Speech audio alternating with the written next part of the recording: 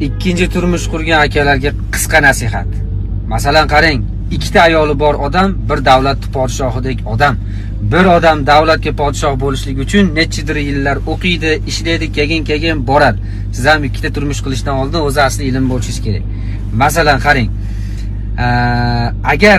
agar ikkinchi ayolingiz yoshroq bo'lib, yo chiroyliroq, yo boyroq bo'lib, unga og'ib ketib, birinchi ayolingizni bolalarini muqmal tashab qo'ysangiz, uni yemoq ichmog'ini nafaqat hozirgi odamlar bolalar bor, pul berib turaman men, bolalarimni chasida o'qitaman, boshqa qilib turaman, to'xtang, bu emas.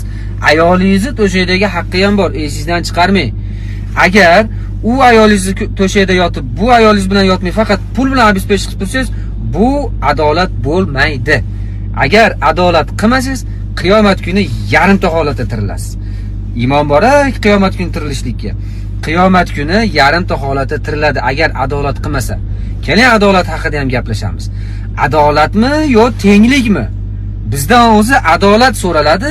Biz adolatni tenglik deb tushunamiz. Masalan, birinchi ayoling kiygan ko'ylakdan ikkinchi ayolingga ham kiydirishing kerak.